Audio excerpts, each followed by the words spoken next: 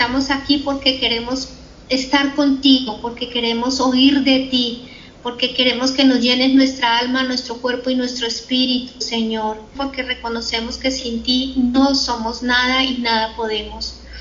En esta hora te pedimos, Padre, que nos bendigas, que nos ayudes y que nos des de tu santa presencia. Padre, háblanos en esta hora y ayúdanos a dedicarte este momento solamente a ti. Gracias, Señor Jesucristo. Amén. Amén.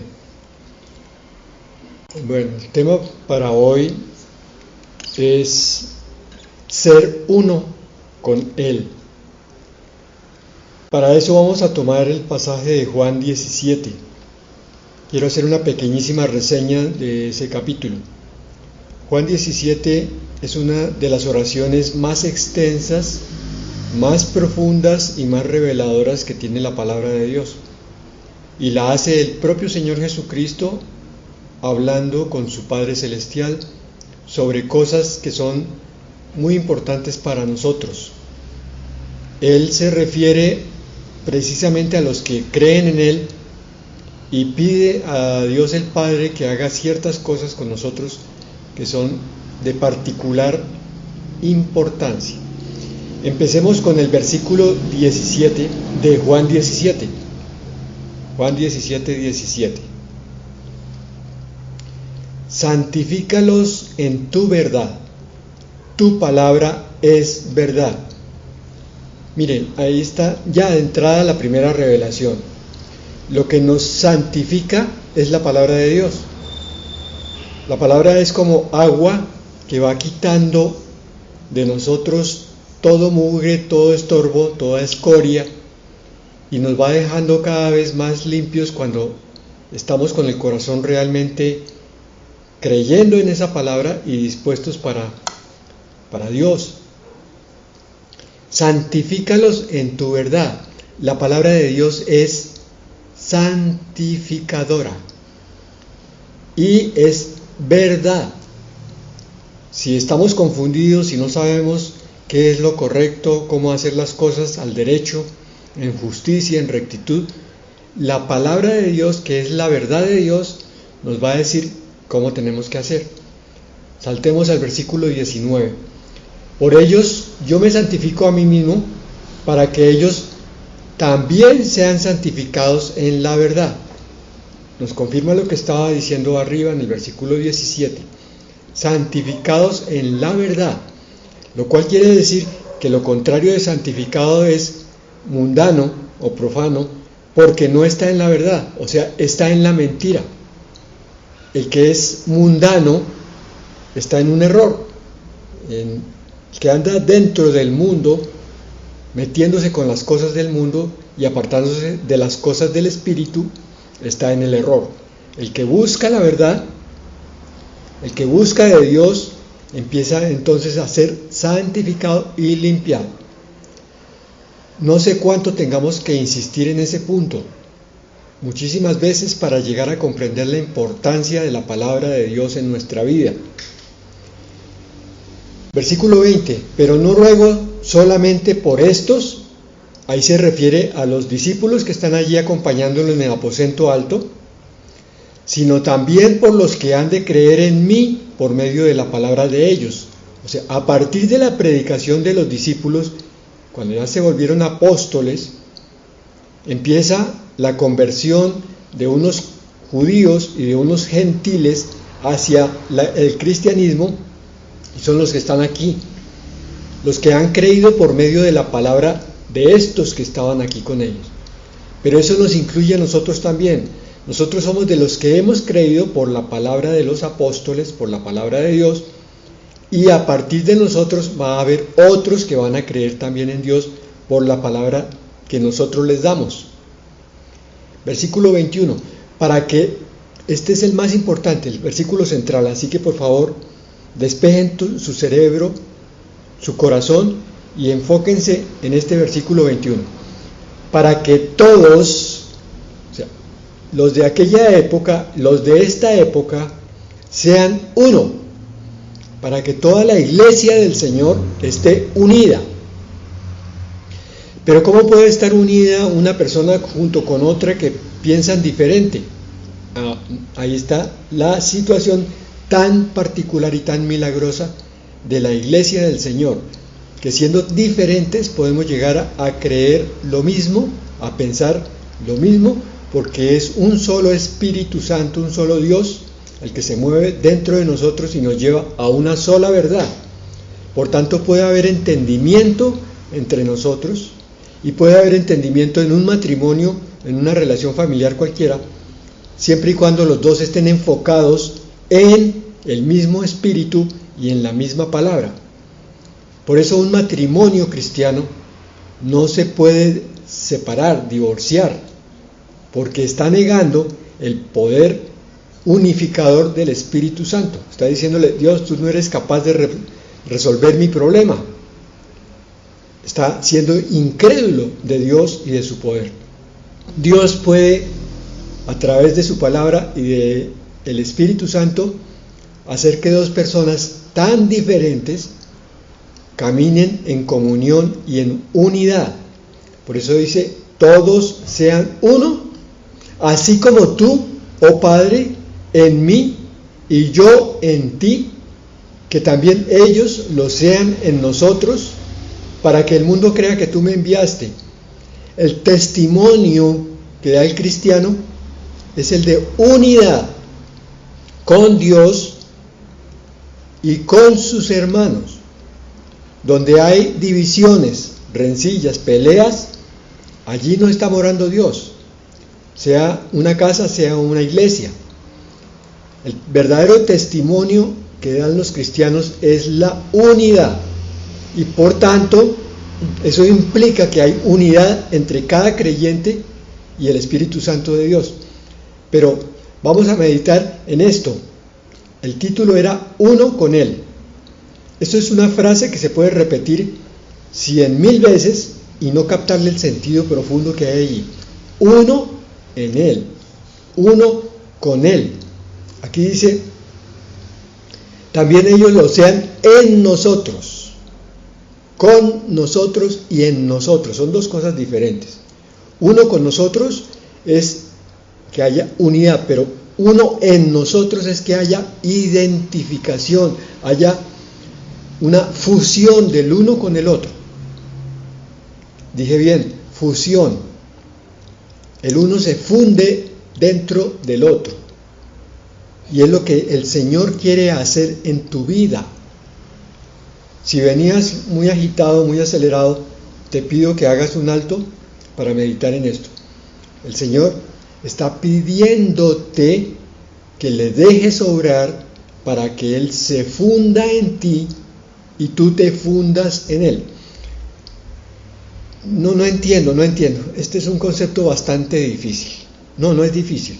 Mira, una gota de agua puede provenir de arriba, de una nube, y empieza a caer, y cuando toca la superficie terrestre, cae en un lago, o en un río, o en un charco, o en el mar. Y allí esa gota de agua que venía individual se fusiona, se mezcla con todas las otras gotas de agua que hay en ese mar o en ese charco. Ese es el concepto que Dios quiere meternos en el entendimiento y en el corazón.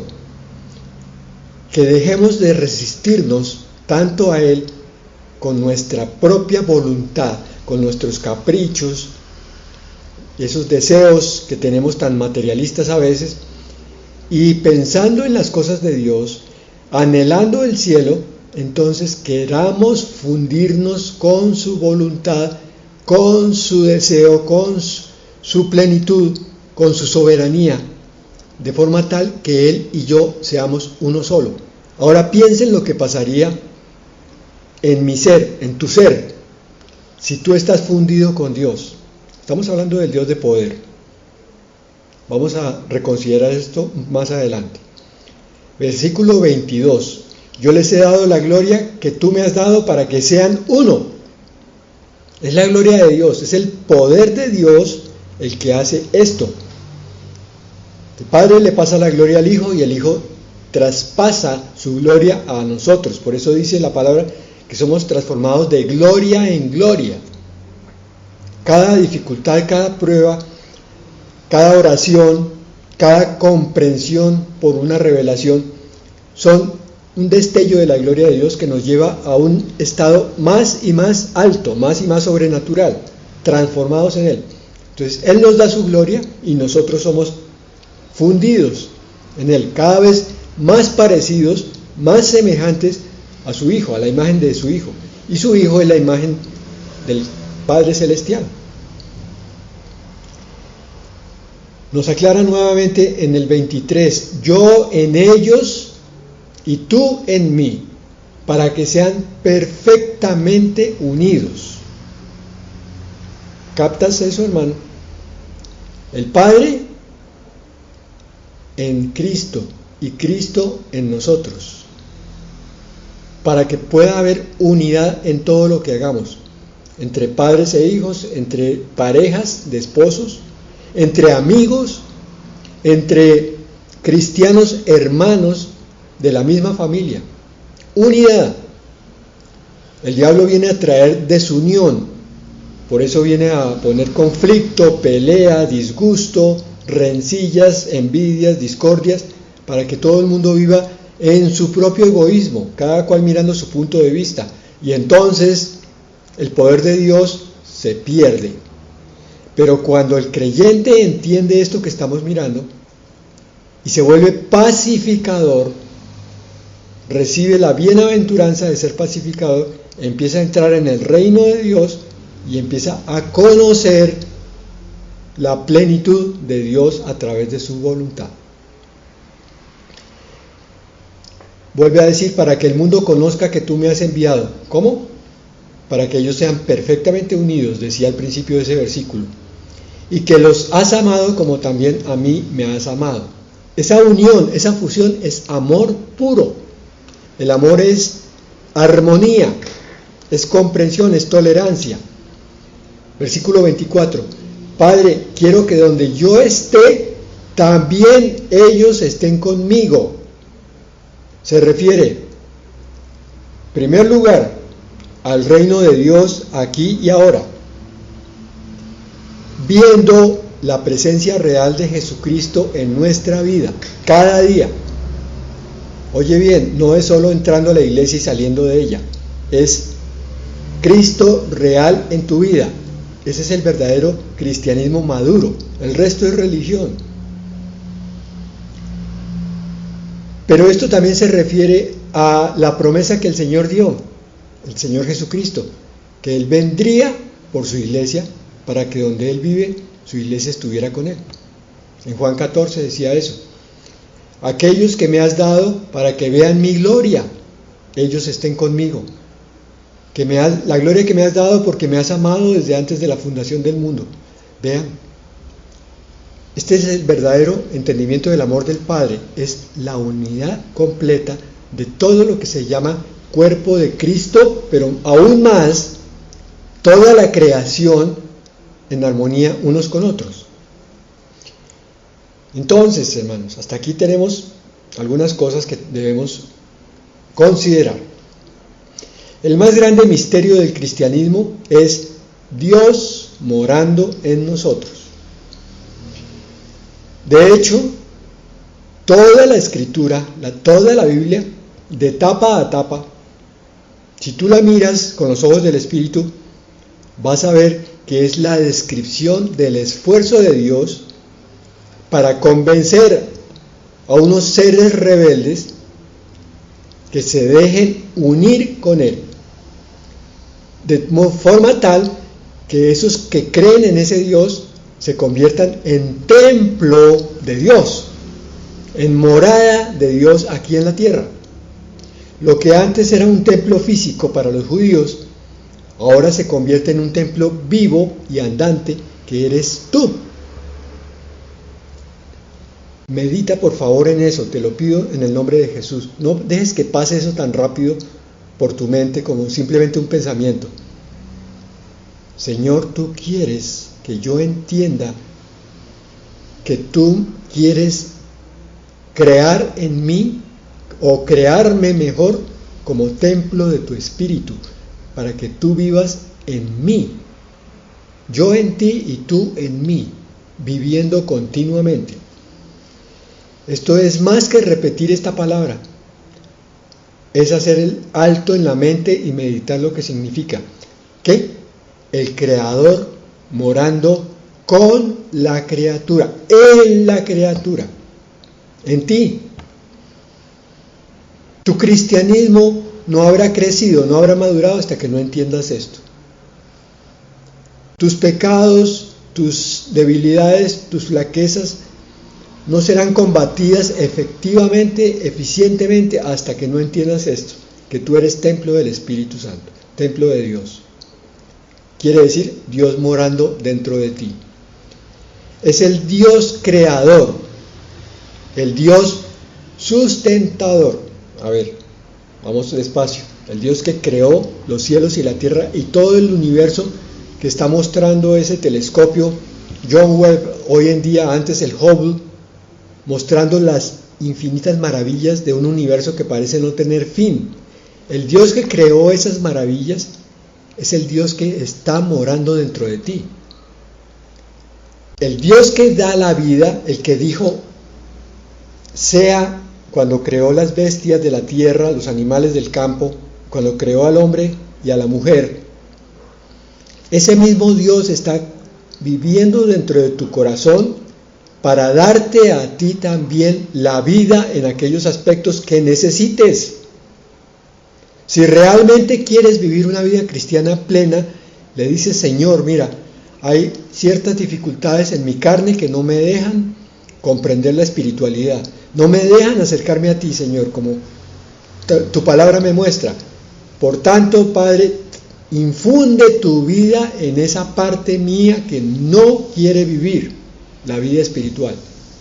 En el nombre de Jesús, levántame, así como a Lázaro, que fue levantado por el Señor Jesucristo, levántame a mí, dame vida, Señor, que lo que yo estoy haciendo esta noche, mañana y todas las noches y todos los días sea en función de tu palabra, entendiendo que yo vivo con Dios todos los días de mi vida. El Dios dueño de todo, ya el creador, el sustentador de la vida, ahora el dueño de todo. Él es el creador, por tanto es dueño de tu vida, de tu mente, de tus pensamientos, debería serlo, de tu familia, de tu casa, de tu iglesia, debería serlo. Ese Dios que tiene tanto poder y que creó tantas cosas que son de Él, quiere morar en ti. El Dios pleno de poder, viviendo y dando su vida al que lo lleva, es el que quiere morar en ti. Un Dios de poder. Ahora imagínate que tú te vuelves consciente de eso, de ese Dios que está dentro de ti, creador, sustentador, vivificador, lleno de poder, y empiezas a vivir con Él ahora, por lo menos instantes más seguidos, más frecuentes que ayer y mañana más que hoy, hasta que llegue un momento en que estás viviendo con ese Dios 24 horas al día. ¿Qué pasará en tu vida? Si es el mismo Dios que creó el universo, que tiene el poder para crearlo, que te sustenta, ¿qué no hará en tu vida? ¿A dónde no te llevará? Pero tenemos que meditar en esto para seguir entendiendo que la unidad con Dios es algo así como la fusión de una pareja que se ama tanto.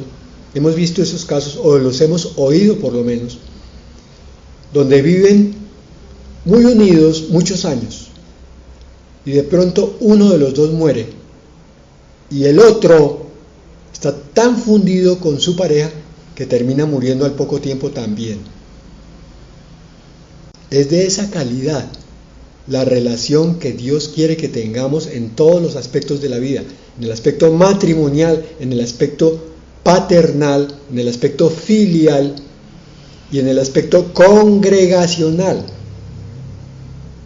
Ponte a meditar en esto y verás que descubrimos que la congregación a veces se convierte simplemente en la reunión de unos cuantos desconocidos que más o menos se saludan, pero no sabe quién es quién.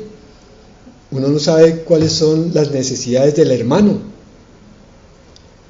Y la visión de Dios es totalmente distinta.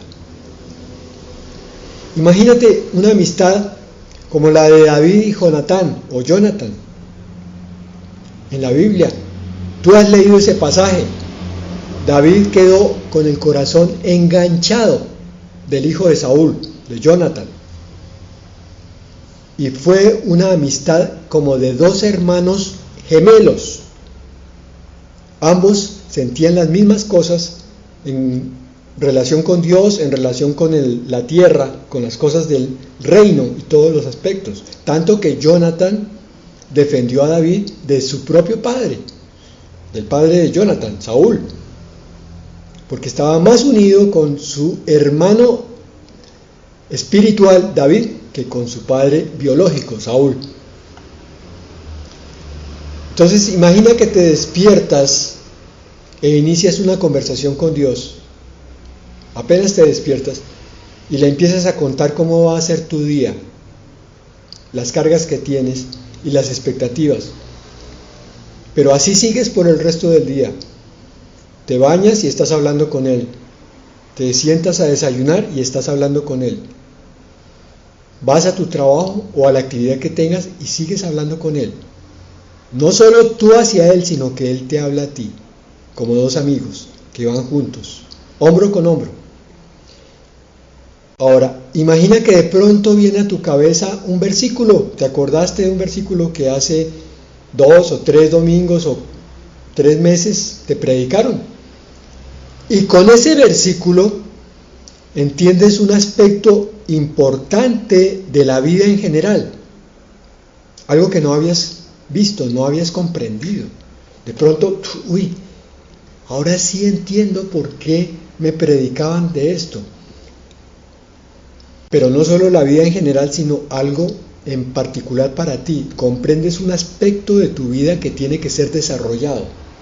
Estás oyendo la predicación y de pronto es como si se encendiera un bombillo.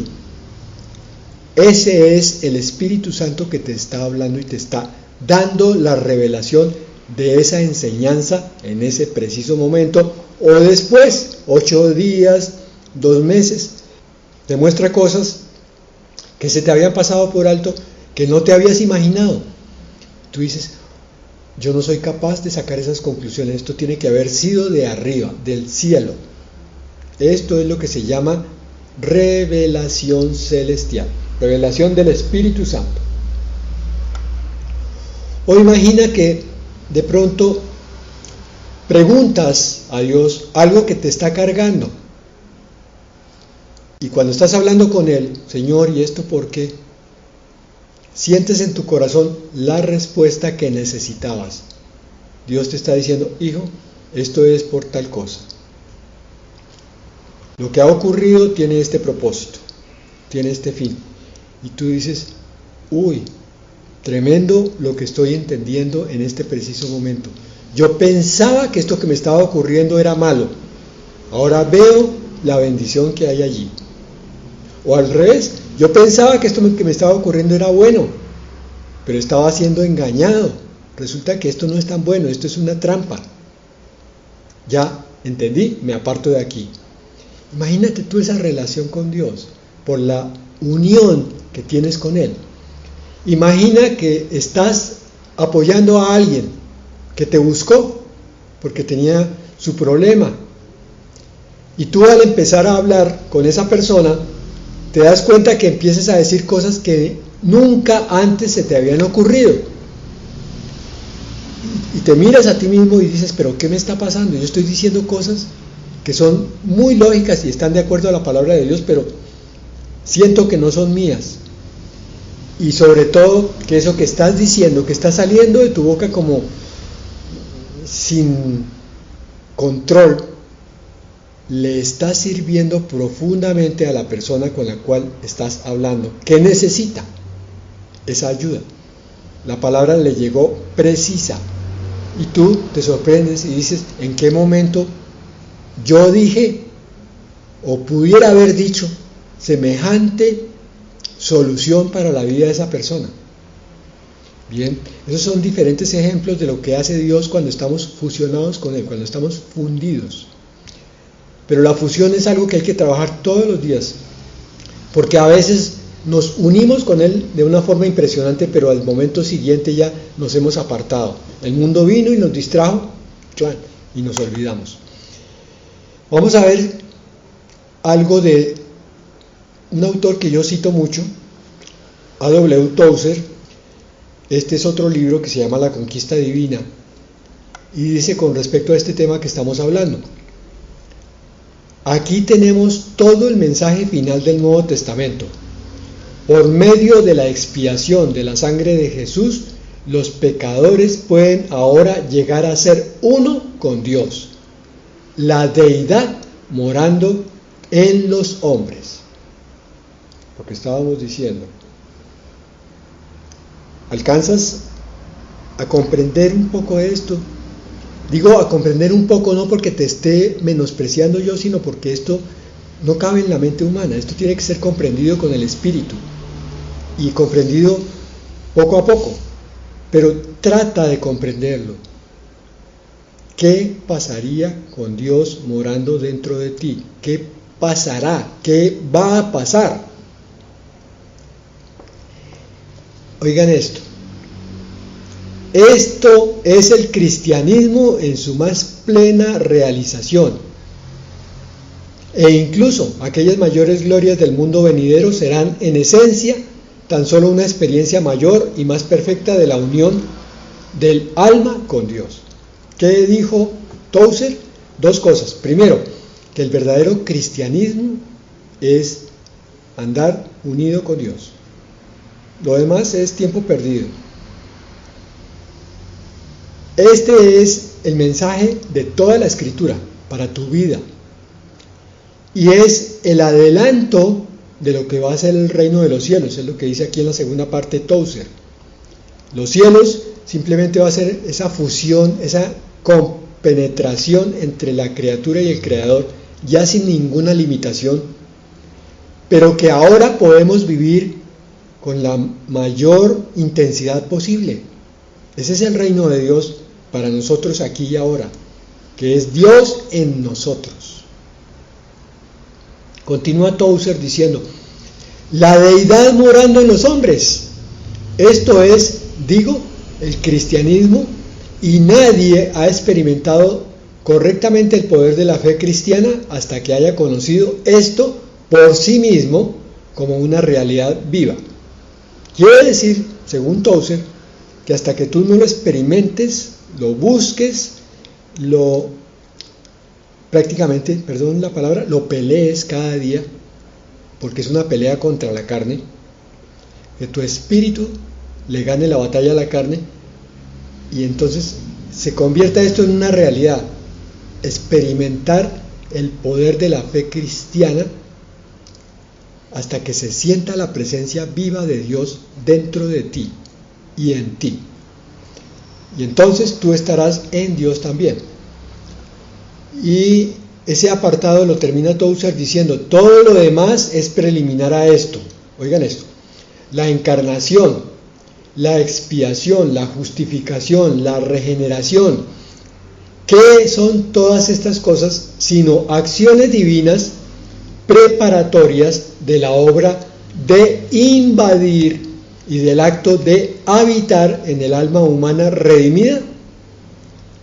El hombre que salió del corazón de Dios por el pecado vuelve ahora al corazón de Dios por la redención. Entonces, interpretó Tozer que primero fuimos justificados, salvados, y ahora estamos siendo santificados con el propósito de que Dios nos llene por dentro, prácticamente nos invada en todos los aspectos de la vida, todos los aspectos, no unos sí y otros no los de domingo solamente, no los de reunión bíblica solamente, sino en todas las cosas que tú hagas estés lleno y pleno de Dios.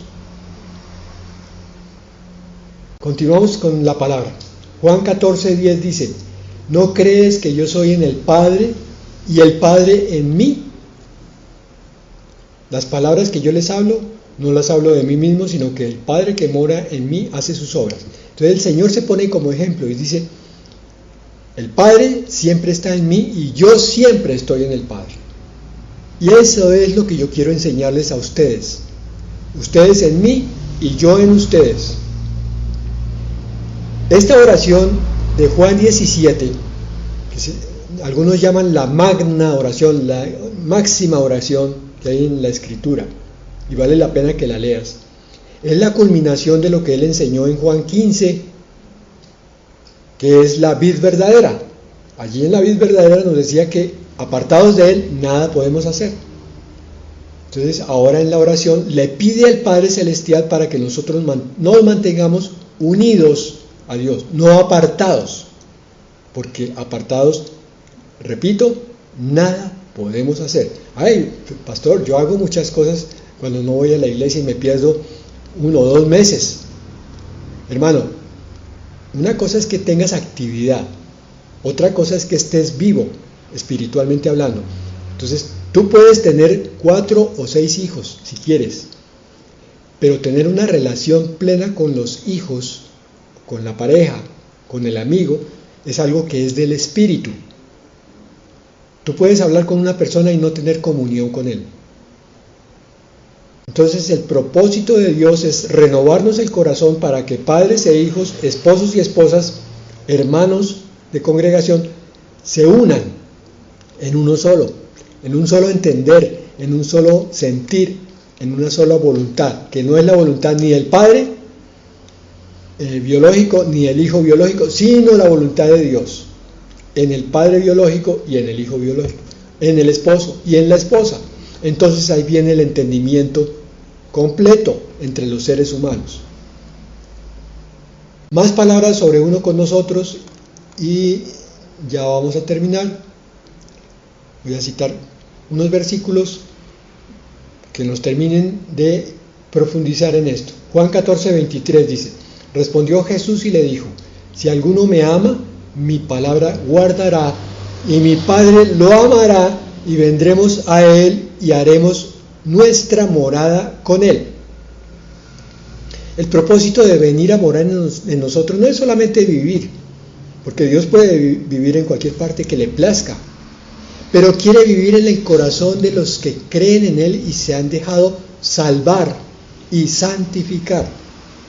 A Dios le place ahora ya no estar solamente en el trono celestial, sino venir al trono de tu corazón para darte lo que tú necesitas, la fuerza que no tienes, la decisión que te falta, el poder que no encuentras, la sanidad que tanto buscas, todo a través de Dios morando en ti.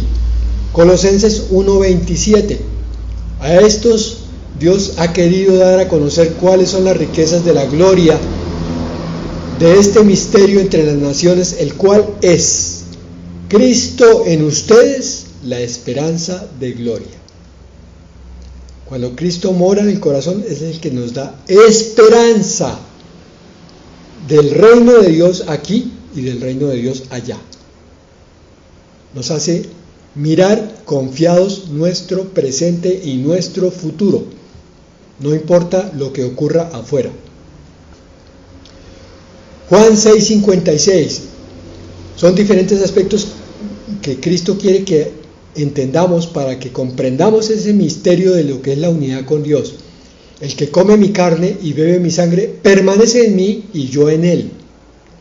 Comiendo la carne, o sea, haciendo las cosas que él hizo, tomándolas para nosotros y bebiendo su principio de vida, la vida de Cristo, la vida eterna, la vida de verdad, la vida de la palabra. Gálatas 3:28. Ya no hay judío ni griego, no hay esclavo ni libre, no hay varón ni mujer, porque todos ustedes son uno en Cristo Jesús. Mira, te das cuenta que la iglesia se está quedando en pañales muchas veces, porque hemos visto en las congregaciones cristianas a veces mucho conflicto, muchos celos, muchos comentarios murmuradores, Y eso es porque está faltando el mover del Espíritu en esos creyentes que están murmurando, que están peleando. Lo mismo en los hogares.